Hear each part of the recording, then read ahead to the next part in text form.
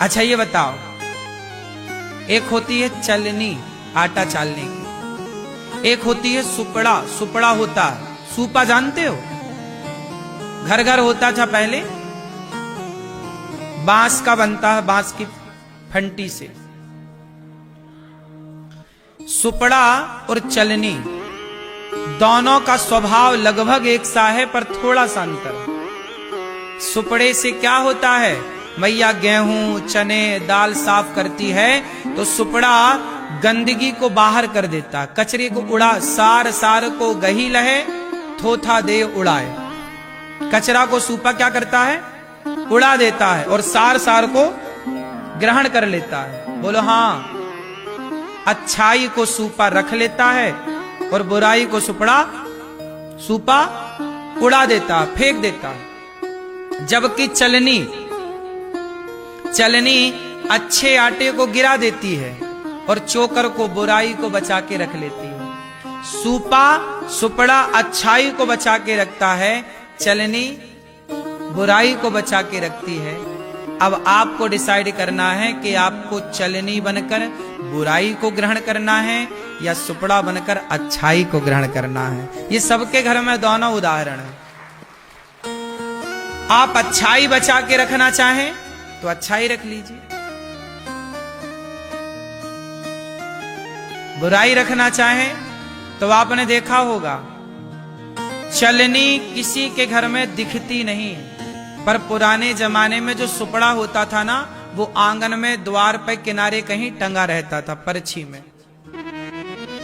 सुपड़ा front में टंगता था और चलनी कोई नहीं देखता था कि कहां रखी है, क्योंकि चलनी बुराई संभालती है, इसलिए उसे कोई देखना पसंद नहीं करता। सुपड़ा अच्छाई को रखता है, इसलिए लोग फ्रंट पे सजा के रखते हैं। आज भी पुराने जमाने के जो नक्काशियां होती हैं, पुरानी डिजाइनों में जो घर बनते हैं, उसमें आज भी ये सुपड़ा उपड़ा टांगने की परंपरा, टांग देते हैं, अच्छा लगता है, पुरानी चीजें सामने आती। आज भी पुराने घर नहीं बनते, लोग पुराने में अब जा रहे हैं अब वापस। तो ये सब चीजें चलनी कोई नहीं सजाता, सुपड़ा सजाते, क्योंकि सूपा अच्छाई को, और अच्छाई जो रखे उसे लोग फ्रंट पे रखते हैं, आगे रखते हैं। आप भी अच्छाई को रखिए। राह में आए जो दीन दुखी, राह में आए जो दीन दुखी, सबको गले से लगाते चलो, प्रेम की गंगा बहाते चलो। ज्योत से ज्योत जलाते चलो, ज्योत से ज्योत जलाते चलो, प्रेम की गंगा बहाते चलो।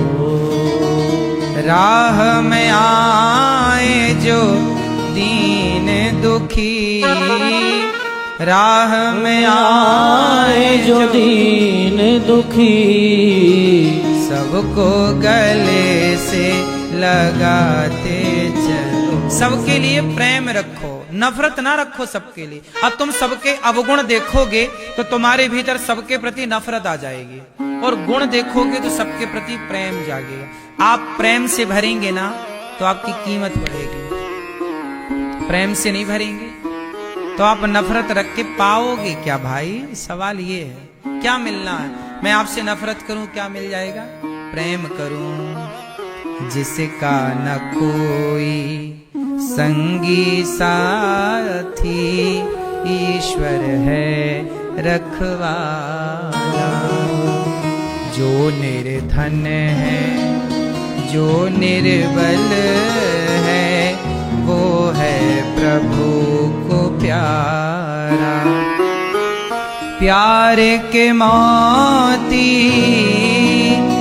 प्यार के मोती लुटाते चलो, प्यार के मोती लुटाते चलो, प्रेम की गंगा बहाते चलो, प्रेम की गंगा बहाते चलो। आशा टूटी ममता रूठी, छूट गया है किनारा।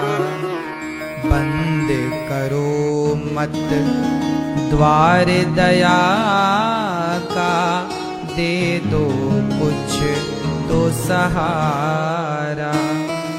दया के द्वार बंद ना करना, बंद करो मत द्वार दया का, दे दो कुछ तो सहारा। कुछ सहारा देने वाले बनो। जब आप किसी को सहारा देंगे तो ईश्वर से सहारा की भीख मांग पाएंगे और ईश्वर आपको सहारा देंगे। दीप दया का जलाते चलो, दीप दया का जलाते चलो, प्रेम की गंगा बहाते चलो।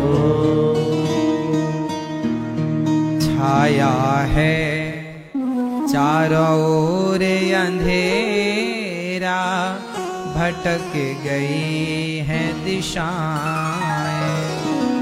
मानव बन बैठा है दानव, किसको व्यथा सुनाए। धरती को स्वर्ग बनाते चलो, धरती को स्वर्ग बनाते चलो, प्रेम की गंगा बहाते चलो। मानव बन बैठा है दानव,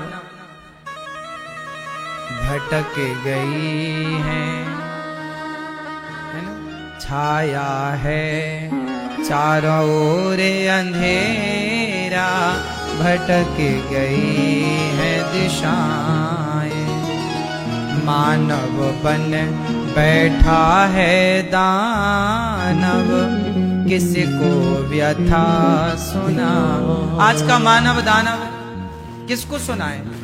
आज माँ का दुख बेटा सुनने को तैयार नहीं है। यदि माँ का दुख बेटा सुनता तो हमें वृद्धाश्रम बनाने की क्या जरूरत थी?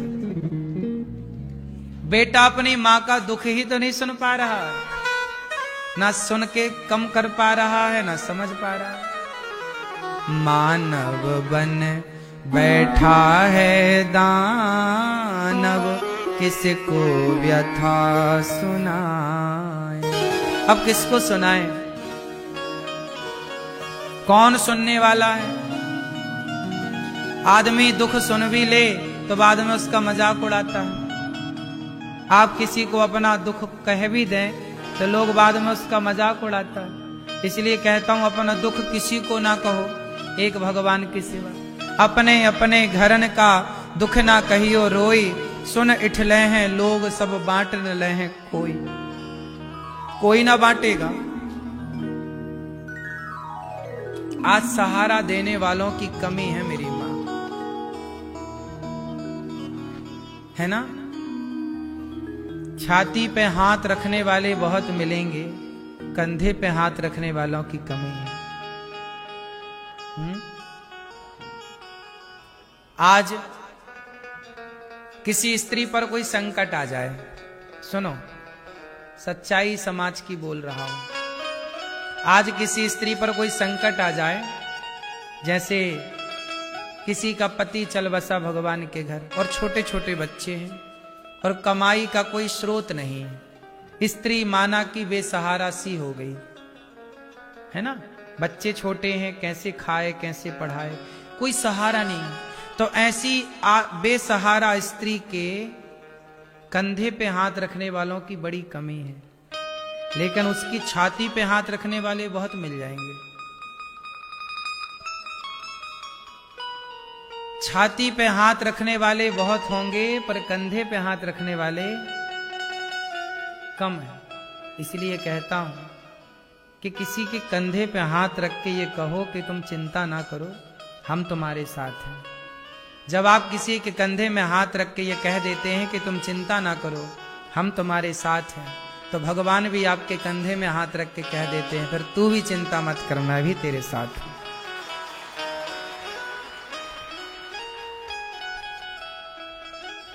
क्यों मेरी मां, सही है ये बात कि नहीं? कंधे पे हाथ रखने वाले बनो दोस्तों। मेरी मां, गौरी गोपाल आश्रम में ये जो सेवाएं चल रही हैं, दास अनिरुद्ध आपका बेटा है, आपका भाई है। कंधे पे हाथ रखने वाले बनो। मेरे कंधे पे आपका हाथ होना चाहिए कि हां, हम आपके साथ हैं।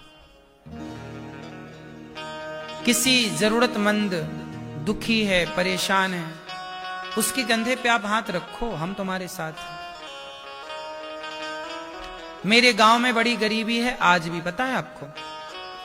मेरे गांव में गरीब लोग हैं, मजदूरी करते हैं, कुछ लोग मजदूरी करते हैं, और हमारे गांव में आज भी बेटी का ब्याह 25, 30, 40 हजार में हो जाता है।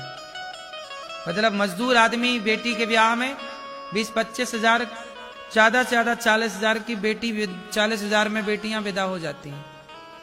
जब मुझे पता लगा, ये बात कम से कम 10 साल हो गए, आज से 10 साल पहले, 8 साल तो हो ही गए होंगे, जब मैंने अपने गांव में ये देखा कि गांव के लोग बेटी के विवाह करने के लिए 10,000, 20,000 उधार मांगते हैं। गांव के जो मुखिया हैं, बड़े लोग, उनसे पैसे मांगे जाते हैं कि भैया उधार दे दो, हम चुका देंगे। जब मैंने पहली बार जब ये देखा अपनी आंखों से कि मेरे गांव के लोग बेटी के विवाह में बेचारे 10-20 हजार रुपए उधार मांगते हैं और सालों तक उसका ब्याज चुकाते हैं, 20 हजार का। तो जब से मैंने ये बात देखी, तो मैंने पूरे गांव के गरीबों को घर घर जाके कहा कि आज से आपको बेटी के विवाह में पैसे मांगने की जरूरत नहीं है। जब तक ये आपका बेटा, आपका भाई जिंदा है, आपकी बेटी के विवाह में जो भी आपकी बारातियों का खर्चा होगा और इत्यादि, बेटी को दान दक्षिणा का खर्चा होगा, ये दास अनिरुद्ध उठाएगा। आज तक हमारे गांव में किसी बेटी का विवाह होता है तो मुझे महीने भर पहले सूचना मिल जाती है। मैं उस बेटी के विवाह की पूरी, कभी भी तारीख तुम अपने हिसाब से निकालो। ये मेरे गांव के लिए केवल, मैंने गांव में, क्योंकि मैं उस गांव का ऋणी हूं ना, उस माटी पर खेला, उस गांव की माटी को खाया, उस गांव की माटी में पके हुए गेहूं चावल को खाया, उस गांव में मैंने भीख मांगी, तो मैं उस गांव का ऋणी हूं। वो ऋण तो चुकाना है ना। तुम बड़े बन जाओ, बड़े शहर में चले जाओ, पर अपने गांव ना छोड़ा करो। गांव के प्रति भी आपको एक भाव रखना चाहिए। तो मेरे गांव में आज भी जितनी बेटियों का विवाह होता है, साल में लगभग 8, 10, 15 बेटी, गांव छोटा है तो साल में 8, 10 बेटियों का जो भी विवाह होता है, सबकी सेवा यह दास अनिरुद्ध करता है। अच्छा लगता है कि ईश्वर ने इस लायक बनाया है। सैकड़ों बेटियों का विवाह आज तक हो चुका है, इन हाथों से सेवा जो बन पड़ी हो चुकी। ये बड़ी कृपा के विधाता ने मुझे इस लायक बनाया है कि मैं किसी की हेल्प कर सकूं। ये खुश नसीबी है आपकी। आपसे यदि कुछ मांगा जाए तो ये आपकी खुश नसीबी है कि ईश्वर ने हमें देने के योग्य बनाया है। वरना बहुत लोग ऐसे हैं जो अपना पेट भी नहीं भर पा रहे हैं। आप तो ऐसे हैं कि औरों के पेट को भरने की क्षमता रखते हैं। और कुछ लोग तो ऐसे हैं कि अपने लिए कपड़े नहीं खरीद पा रहे।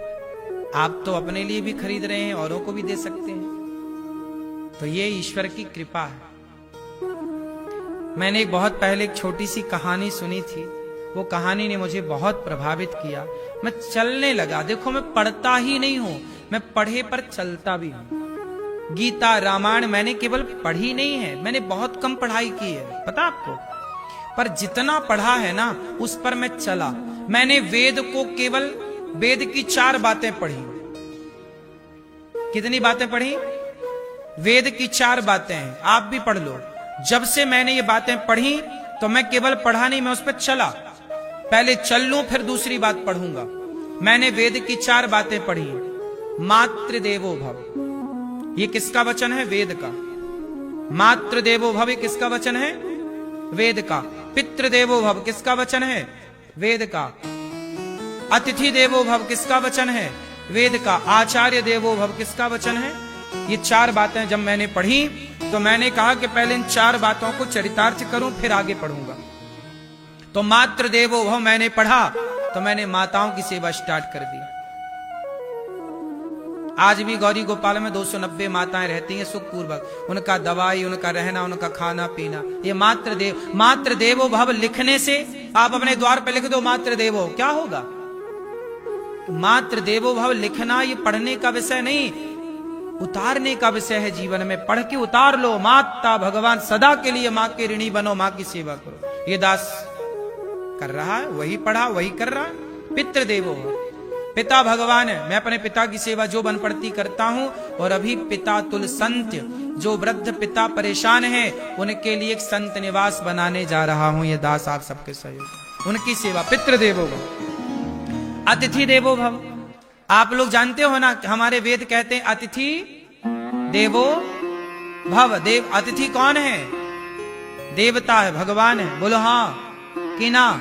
जब मैंने पढ़ा अतिथि देवो भव तो मुझे लगा कि आप सब लोग गौरी गोपाल आते हैं, आप तो हमारे अतिथि हैं, आपकी मैं किस तरह से सेवा करूं? तो आपकी मैंने सेवा सोची कि अतिथि आए तो उसे भोजन कराना चाहिए। तो अतिथि देवो भव जो मैंने पढ़ा उस वही किया। और आज गौरी गोपाल जी की रसोई, आप सबको भोजन जो मिल रहा है, ये मेरा अतिथि देवो भव है। एक वाक्य को चरितार्थ करना है ये सब कुछ। और आचार्य देवो भव, गुरु भगवान होते हैं। गुरु की सेवा करो। जो बन पड़ी ये दास ने अपने गुरु की सेवा की। मैंने इन सारी बातों को केवल पढ़ा नहीं, चरितार्थ किया। अब एक कहानी है जिसका बहुत बड़ा प्रभाव पड़ा। एक जंगल था और जंगल में पक्षी रहा करते थे। पक्षियों का घोंसला जंगल में। अचानक गर्मियां आई और जंगल में लग गई आग। जब आग लगी तो सारे पक्षी, सारे पशु जंगल छोड़ छोड़ के भाग गए। लेकिन एक छोटी सी चिड़िया थी, वो भागी नहीं। उस जंगल की आग में नदी पास में थी, नदी का पानी चोंच में भरती और जंगल की आग में डालती। कौआ गुजरा, कौआ बोला चिड़िया क्या कर रही है? चिड़िया बोली कौआ भैया, इस जंगल ने हमें जगह दी रहने की। इस जंगल में ही हम लोगों ने अपना गुजारा किया, दाना खाए, यहीं रहे। अब ये जंगल जल रहा है तो मैं पानी डाल रही हूँ। कौआ हंसा, अरे चिड़िया क्या तू इस जंगल की आग को बुझा पाएगी? तेरी चोंच में इतना पानी है कि जंगल की आग बुझे? चिड़िया बोली कौआ भैया मैं जंगल की आग तो नहीं बुझा पाऊंगी, लेकिन जब इतिहास उठाकर देखा जाएगा तो मेरा नाम आग लगाने वालों में नहीं, आग बुझाने वालों में लिखा जाएगा। जब ये इतिहास लिखा जाएगा इस जंगल का तो मेरा नाम आग लगाने वालों में नहीं, आग बुझाने वालों में लिखा जाएगा। वही ये कहानी ने मुझे इतना प्रभावित किया कि आज संसार में नफरत द्वेष की आग लगी हुई है। बेटा अपने माँ बाप का सम्मान करने को तैयार नहीं है, नफरत की आग है। तब इस आग में मैं आग को जलते हुए सबको छोड़कर कहां जाऊं? तब ये दास अनिरुद्ध ने सोचा कि मैं उन सबकी सेवा करूं जिनके अपनों ने घर से निकाला। क्योंकि जब गौरी गोपाल का, जब इस धरती में सेवा का इतिहास लिखा जाएगा तो मेरा नाम माओ को घर से निकालने वालों में नहीं, माओ की सेवा करने वालों में लिखा जाएगा, है ना? आप भी अपना नाम अच्छे कामों में लिखवाइएगा कि आपका भी नाम लिखा जाए अच्छे काम में। जीवन है साहब, सब तरह से जिया जा सकता है। शराब के नशे में भी जिंदगी गुजर सकती है और भक्ति के नशे में भी जिंदगी गुजर सकती है। सेवा के नशे में भी जिंदगी गुजर सकती है। आप किस नशे में गुजारना चाहते हैं? सारे रास्ते खुले हैं आपके लिए। जब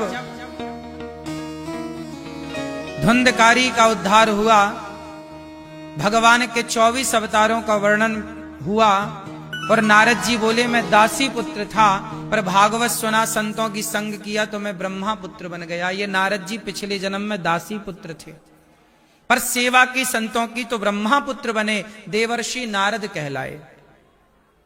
देवताओं के ऋषि हैं देवर्षि, देवताओं के भी ऋषि हैं नारद जी, है ना। अब नारद जी ने व्यास जी को कहा भागवत लिखो। ये भागवत जी जो आप सुन रहे हैं, ये भागवत जी वेद व्यास जी ने नारद जी से सुनकर लिखी। पहले 4 श्लोक थे, 4 श्लोक समझ नहीं पाएंगे सब लोग, तो विस्तार किया 18,000 श्लोकों का। कहां से शुरुआत की भागवत जी की वेद व्यास जी ने? महाभारत के युद्ध से। महाभारत का युद्ध जो है ये हमें, अच्छा महाभारत का युद्ध सुनना चाहिए, पढ़ना चाहिए कि नहीं सुनना, नहीं पढ़ना चाहिए? महाभारत के बारे में सुनना पढ़ना चाहिए या नहीं? बोलो बोलो, क्यों सुनना चाहिए? महाभारत की कथा क्यों सुननी चाहिए, क्यों पढ़नी चाहिए? आज समाज में ये अफवाह फैला दी कि महाभारत नहीं पढ़ना चाहिए। भाई क्यों नहीं पढ़ना चाहिए?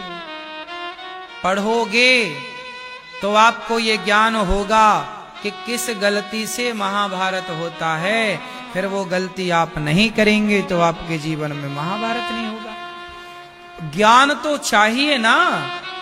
महाभारत सबसे बड़ा ज्ञान का स्रोत है। ज्ञानी बनना है तो महाभारत पढ़ लो।